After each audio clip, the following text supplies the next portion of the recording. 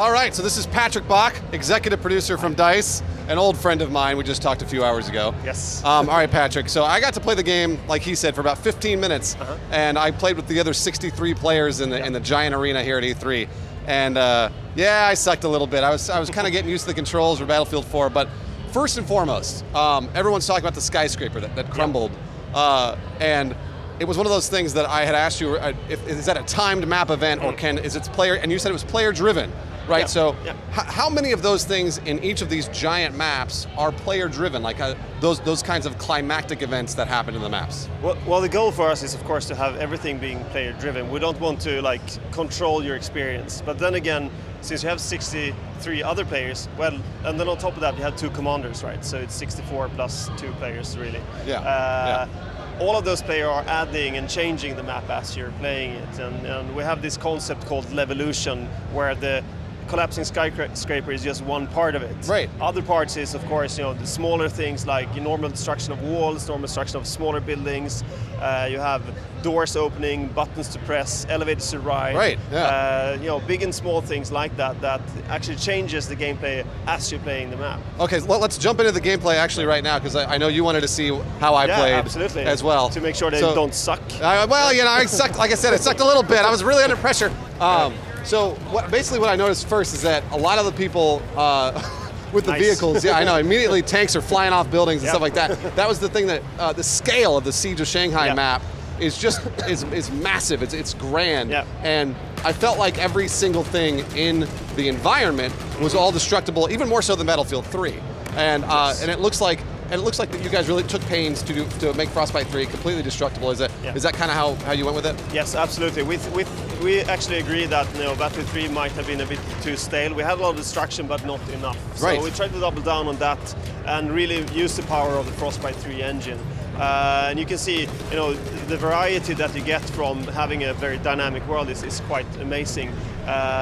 We want the world to feel alive, not only by pretty graphics, but everything you see, you should be able to affect in one way or another. If you see a tank, you can jump into it, just like it did. If you see someone hiding behind a wall, you should be able to shoot that wall. This is the part where the tanker went into the water, Patrick, and so I had to hop out and swim. And this is another thing that I noticed with Frostbite 3 is I was like, wow, the water looks really great. The character movement is also very different.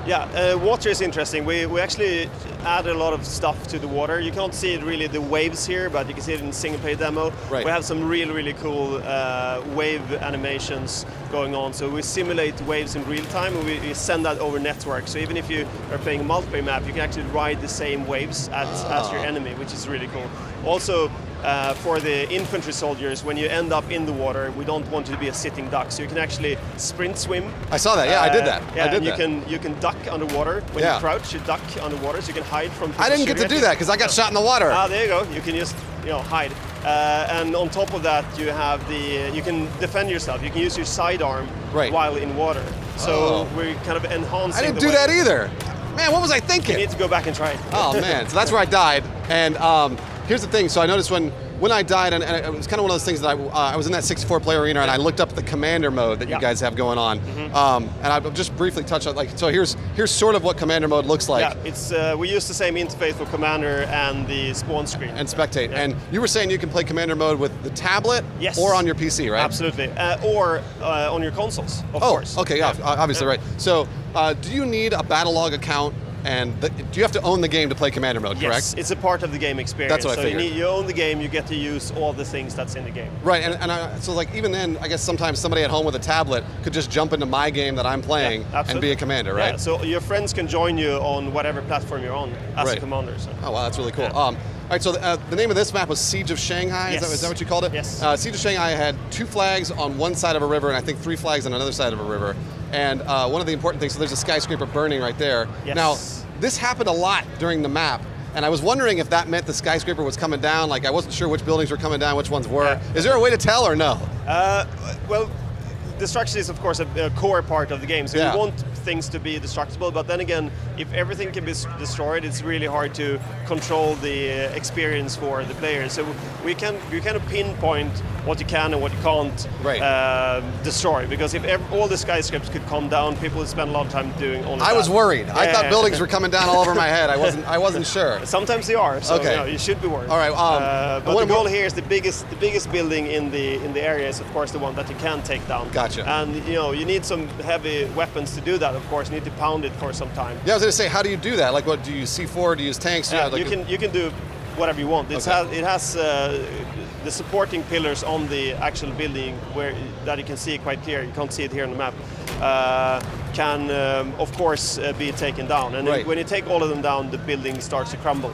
Yeah. There's a pre-state where the building actually falls. It tilts in an angle, so everything starts to move in the building, so you know that it's so you've got a little time to jump out? Yeah, you get some time to jump out so you don't fall down and die. That's good, jeez. Which is really, really cool. So one important thing I wanted to mention that you told me yesterday was that the flags, sometimes you put a flag on top of a skyscraper, yes. and so when it comes down, the flag moves down to the ground, right? Yes, this is an example of that.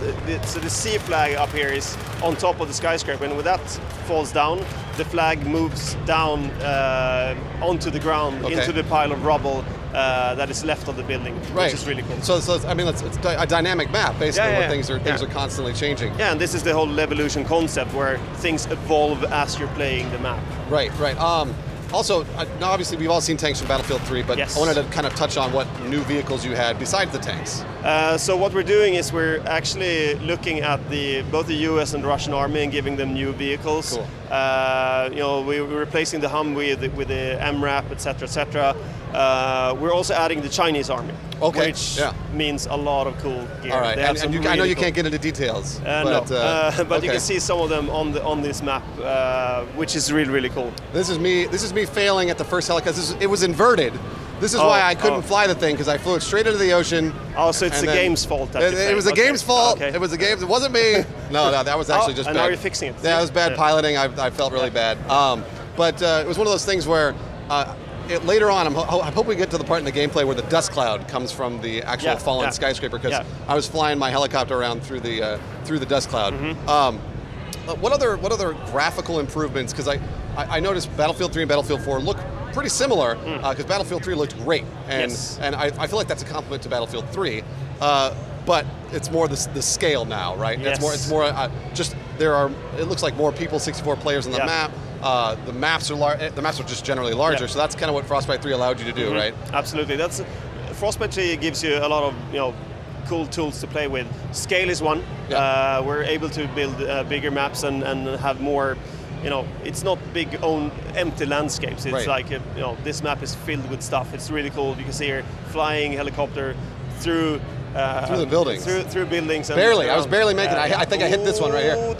See, but I'm all right. Everything's good. Everything's fine. Of course. Then on top of that, there are some, you can see if you put them side by side, you can see there's quite a few new rendering features that we're doing. Like if you look under the hood, there's a lot of cool tech that we're adding and changing. Right. Dynamic cloth, like a lot of dynamic elements to the game. Yeah. Oh, you're getting up to this is where I'm. So this is where I was actually going to the. This is where I started getting good at the game, Patrick. Because I landed on top. I see the guys, right? I see the bad guys. I land on top, and I hop out, and I do some Rambo shit. And I go take them out, and it's like I parachute down. It's really good. It's really good. You should be proud of me. Let's see what happens here. Hold on. I'm trying to take this guy down here.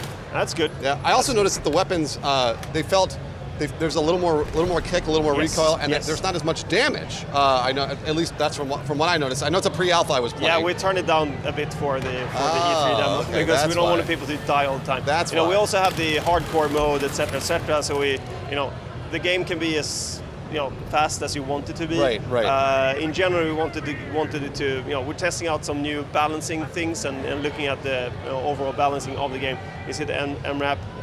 You can also spawn directly into vehicles. You don't spawn in and then have to stand and guard a vehicle. Yeah, I know. Waiting for it to spawn. If it's spawned, you can spawn right into it. Right. This is one of the new vehicles in the game, the boat, right? Yes. This is one of the boats. Now it's got it has the missile. Yeah, it has a missile and a cannon on it. I think I fired the missile there. So is this a guided missile? How does that work? Yeah, you guide it. So it's trying to hit where you're aiming. So where I'm aiming, guiding I can move it in. Yeah, and you also bring people with you.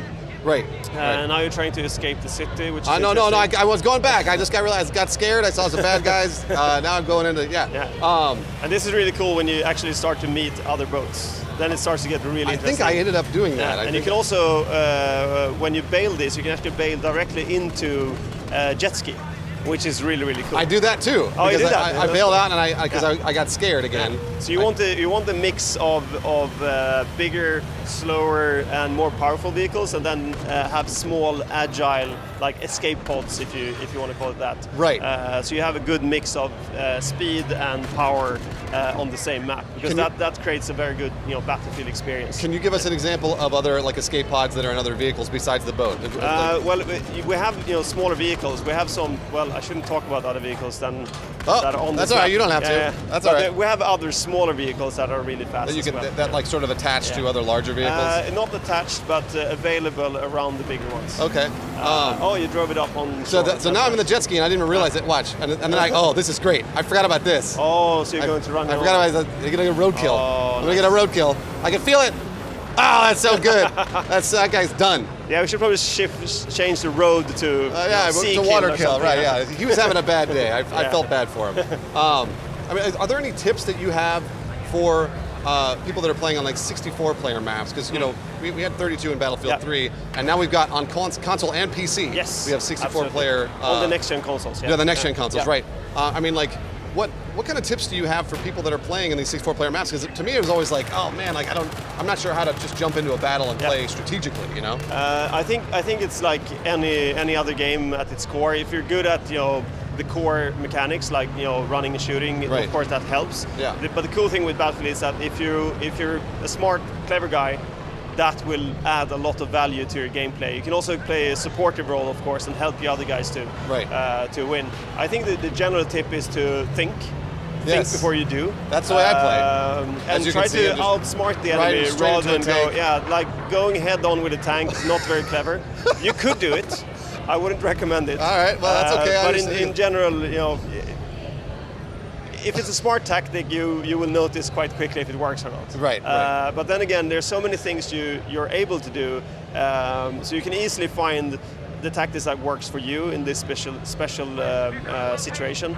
But also always be on your toes. Change your tactics as you go. Right. Here's after the. So the skyscraper's fallen. That's why there's the dust cloud, right? Yes. That's why there's all this fog everywhere, and I can't really see anything. So what I end up doing is trying to fly in between the buildings and just taking flags. I'm just kind of going to certain Another flag is down here in the pile of rubble. You can see that the view distance has changed quite dramatically. Oh yeah, there you go. That's where the skyscraper was. It's C, at Charlie. Yeah, so it went from top of the building to rubble. Oh, all right, I'm good. That was good. I fly by. Everything's good because I kind of do an about face on this boat here. Yeah. And you can see how hard it is for you to see further on the map. And that's totally the point. That's the point. You want to change the map to change all the time, so it keeps you on your toes. Right. And the tactic that didn't work previously might work perfectly now. Right. Exactly. Which is really, really cool. So you can actually use the destruction of the building as a tactical device as well. Maybe you want to get to a state where it's hard for the pilots to dominate. Right. Which is then extremely dynamic and very interesting for the gameplay. So you go from total carnage when it comes to the helicopters to the helicopters are not as effective anymore. You're actually really good at this. I'm all right at the helicopters. Yeah. A lot of people, it's funny because a lot of people were asking me well, don't you think you're going to have a lot of people trolling those destructible skyscrapers? As soon as the map starts, you're going straight to that, blow it up. Is that going to happen, do you think? No, I don't think so. I think people will think twice before they do that, because it might actually be to your team's disadvantage or to your personal disadvantage. Right. If you're a chopper pilot, you don't really want this. Yeah, you want clear skies. Well, of course, you would not try to take this building down. You would rather want it standing so you can dominate the sky bar, etc. So if you get into this state, you have a disadvantage on this map. So for you, this is probably not perfect. No, that makes total sense. How long does the dust cloud last once the skyscraper? Is it the rest of the map, or yes. Is it really the rest of the map? Yeah. Oh wow! I thought it was going to clean up, but it makes sense. It wouldn't clean up. No, it takes quite some time for it to clean up. So we want to keep it dusty. I guess What are some of your favorite classes to play in Battlefield 4? Just you personally. Personally, I often play engineer because I think it's a good mix between very offensive and tactical gameplay. So that's probably my favorite class personally. But we have a very good mix, to be honest. When we're looking at how people play the game, we can see there's a nice quarter split between the classes. So we have a lot of people that they're using their own personality to pick and choose how they play the game, and I think these classes are a good spread of different personalities. You were really good at in helicopter. I'm all right. So I landed it, and I'm going to take the flag. This is behind enemy lines, Patrick. This is close to the enemy base, actually. Super scared. I played the game really scared the entire time. Someone has been beating up this building. So you can see, the enemy gunship above. That's the commander using the gunship. So when your team takes a specific flag, you get specific perks. Okay. For instance, the commander can get access to the gunship, so he can deploy that, and then people can spawn into the gunship. And use that, or use it as a platform to skydive from. Or, for instance, if you take another flag, you'll get access to the Tomahawk, which means that you can create a lot of damage. Oh, okay, all right, wow. So I had no idea. That's because I was like, what's the gunship? Oh no, what do I do? I think actually we're going to go over to Twitter and get some questions from our viewers for you, if that's all right. Absolutely. Battlefield 4. APL Shark, you guys ready over there? We're ready. First of all, I have to compliment you, Bruce. The gameplay started out a little bit shaky. It was a little rough. And I was going to make a joke about it when we tossed over here, and then I watched you fly that goddamn helicopter. Yeah! Patrick, I mean, no, that was really good. You got really props impressive. from the dev. I mean, come on. Yeah, we need to change the controls. You don't have your key. He just told me he's going to change the controls. You don't have your home keyboard or your mouse or the sweatpants of choice. It's not optimal playing conditions. It's not. It nice work, Bruce. Thank you. Please nerf Bruce. That's what we need. We need to nerf you. Yeah, we do have some questions. So the first one coming in from Oliver Lake. Guys talked about this a little bit, but he wants to know a few more details on how the app's going to work in the commander mode and stuff like that from playing from a tablet device. How's that going to work? Yeah, so in general, it will work exactly like it does when you're playing on your console or on your PC. It's the same interface, it's the same assets that you can control. You can still communicate with your team. The only thing you don't get is the full 3D view, because we have this head cam view that is really cool when you look at your squad mates. You can actually see their head cams. You can also really zoom in and see a full 3D view of the world on PC and on console. So you won't get that part, but you still have the full strategic gameplay for the commander on the tablets. Right. Okay, cool. All right, that's great. That's awesome. Sark, you want to take this next one? Yeah. Our next question, Patrick, coming in from Rehan Ahmed 26. He says, any nuclear, chemical, bioweapons being used in BF4 multiplayer? I think that's the Geneva Convention is preventing us from doing that. Yeah. So no. Not at all. No. None at all. Okay. All right. Actually, I got a question about commander mode. What kind of perks, as a commander, do you have? Like you were talking about gunships, and you're talking about what kind of things can you drop, like UAVs? You can drop. You have UAV scans, and of course, you actually have some defensive things as well. You can actually jam the other commanders' gear. Okay. All right. And you also can drop supplies like ammo or health packs. Right. You can also get access to vehicle spawns, where you can actually give the right vehicles to your team. So there's quite a lot for the commander to do. That's really cool. Yeah, cool. All right. Yeah, we got a few more. Hammy Dog chimes in with, what is the story of Battlefield 4? Is it at all related to the multiplayer? Is there any crossover between the two? Yes, absolutely. Yeah, the story is actually connected to the single player and multiplayer world is the same. So there's a lot of focus. There's some focus on China. Of course, we're in Shanghai, and you can see in the single player demos that we showed here as well that we are. Talking a lot about China and stuff like that. Right. So there are absolutely crossovers between the multiplayer and the single player story. Okay, great. Patrick, thank you very much. I really appreciate you spending a half an hour with me and watching me play the game. That was really great. That was good. Hey there, got some free time for E3. Good. Starting on June 11th to the 13th, tune in for our 24-hour E3 coverage featuring the latest gameplay, hardware, and trailers from the biggest gaming convention of the year. Catch it all on your phone, tablet, computer, or other rectangular viewing device right here at Machinima or on your 360 with our patented Machinima app. Patent pending.